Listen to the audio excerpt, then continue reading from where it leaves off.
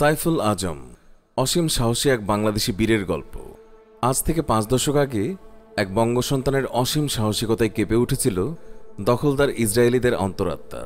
আরব যুদ্ধে আকাশে ত্রাসের সঞ্চার করেছিলেন তিনি। ইসরায়েলি ফাইটার প্লেনগুলোর কাছে হয়ে উঠেছিলেন মূর্তিমান আতঙ্কের নাম। আমেরিকান এয়ারফোর্স যাকে স্বীকৃতি দিয়েছিল বিশ্বের 22 জন লিভিং ইগলসদের একজন হিসেবে, সেই অকুতভয় যোদ্ধা সাইফুল আজম গতকাল শেষ নিঃশ্বাস ত্যাগ করেছেন ঢাকার সিএমএইচে। অথচ ৭৯ বছর বয়সে জীবন প্রদীপ নিভে যাওয়া এই মানুষটার কীর্তিগাথা সম্পর্কে এই প্রজন্মের খুব বেশি মানুষ জানেই না। সাইফুল আজমের জন্ম হয়েছিল অবিভক্ত ভারতের পাবনায় ১৯৪১ সালে। বাবার কর্মসূত্রে কলকাতায় তার শৈশব কেটেছে। দেশভাগের সময় তার পরিবার ফিরে আসে বাংলাদেশে, তৎকালীন পূর্ব পাকিস্তানে। মাধ্যমিকের পড়াশোনা করেন এখানেই। ১৪ বছর বয়সে তাকে পশ্চিম পাকিস্তানে পাঠানো হয় উচ্চ মাধ্যমিক শিক্ষা লাভের জন্য। ১৯৫৮ সালে তিনি ভর্তি হন পাকিস্তান এয়ারফোর্স ক্যাডেট কলেজে। 2 বছর পর তিনি পাইলট অফিসার হিসেবে উন্নীত হন। দারুণ পারফরম্যান্সের স্বীকৃতিস্বরূপ সেই বছরে জেনারেল ডিউটি পাইলট হিসেবে কমিশন প্রাপ্ত হয়ে যোগদান পাকিস্তান বিমান বাহিনীতে। পাকিস্তান বিমান বাহিনীর জন্য সাইফুল আজম ছিলেন একজন সত্যিকারের অ্যাসেট। সেটা বিমান বাহিনীর কর্মকর্তারাও বুঝতে পেরেছিলেন। তাই থেকে উচ্চতর প্রশিক্ষণের জন্য পাঠানো হয়েছিল আমেরিকাতে। যুক্তরাষ্ট্রের অ্যারিজোনাতে লুক এয়ারফোর্স বেইজে ট্রেনিং নিয়েছিলেন তিনি। তার সঙ্গী হয়েছিল সবচেয়ে তুখোড় জঙ্গি বিমান F-86 স্যাবরজেট, যেটি ছিল সেই সময় আকাশপথের ত্রাস, যুদ্ধবিমানের সবচেয়ে উন্নত ভার্সন। এছাড়াও সোভিয়েত ইউনিয়নের বানানো MiG-15 এই বিমান চালানোরও প্রশিক্ষণ নিয়েছিলেন তিনি। F-86 সমতুল্য বিমান তখন কেবল ছিল MiG-15। ১৯৬৫ সালের পাক ভারত যুদ্ধে দুর্দান্ত সাহসিকতার নজির রেখেছিলেন সাইফুল আজম ও তার দল। আকাশপথে সম্মুখ যুদ্ধে ভারতীয় বিমান বাহিনীর একটি বিমান তারা ভূপাতিত করেছিলেন। গ্রেফতার করা হয়েছিল ভারতীয় এক পাইলটকে। এমন দারুণ কীর্তি স্থাপন করায় তাকে সিতারা-ই-জুরাত পুরস্কারে ভূষিত করা হয়। পাকিস্তানের প্রেসিডেন্ট আইয়ুব খান স্বয়ং তাকে এই সম্মাননা দিয়েছিলেন। প্রথম বাঙালি পাইলট হিসেবে এই সম্মানে ভূষিত হয়েছিলেন সাইফুল আজম। বাঙালিদের প্রতি একরোখা দমননীতি থাকলেও সাইফুল আজম নিজের কৃতিত্বেই তাদের কাছ থেকে সম্মান আদায় করে নিয়েছিলেন।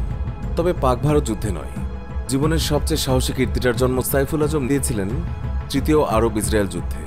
4 আরব রাষ্ট্র মিশর, জর্ডান, সিরিয়া ও ইরাকের উপর আকাশপথে প্রচণ্ড আক্রমণ চালিয়েছিল ইসরায়েল। মিশর তার সৈন্যদের ইসরায়েল সীমান্তে নিযুক্ত করেছিল। জবাবে একটানা আক্রমণ করে মিশরের প্রায় গোটা বিমান বাহিনীর যুদ্ধ সরঞ্জাম মাটির সঙ্গে মিশিয়ে দিয়েছিল ইসরায়েলি বাহিনী।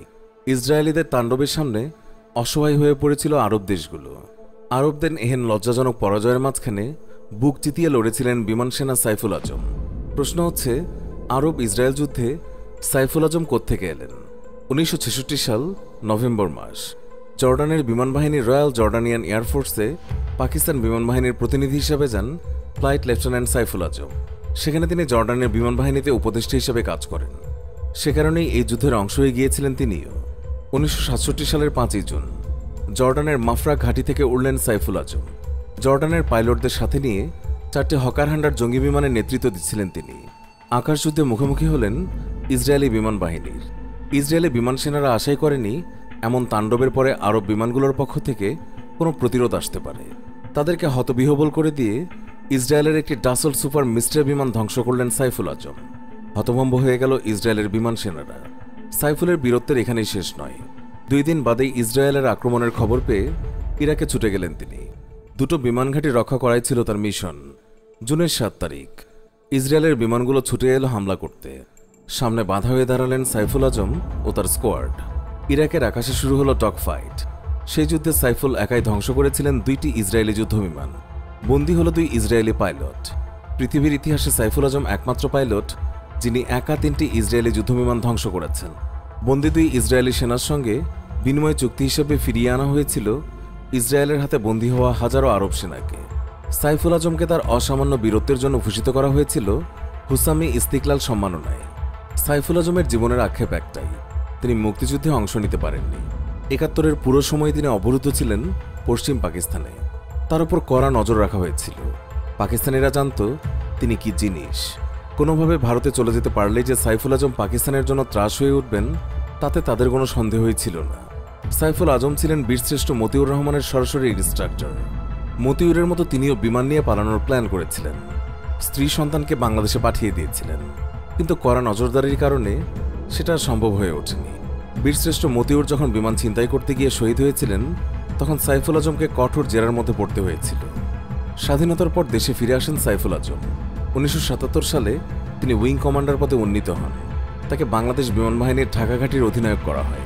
বিমান বাহিনীতে ডিরেক্টর অফ ফ্লাইট সেফটি ও ডিরেক্টর অফ অপারেশনস এই দুটির দায়িত্ব তিনি পালন করেছিলেন।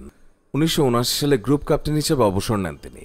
অবসরের পর সাইফুল আজম বেসরকারি বিমান চলাচল কর্তৃপক্ষের চেয়ারম্যানের দায়িত্ব পালন করেছেন। এছাড়া বাংলাদেশ চলচ্চিত্র উন্নয়ন কর্পোরেশনের ব্যবস্থাপনা পরিচালকের দায়িত্বেও ছিলেন তিনি।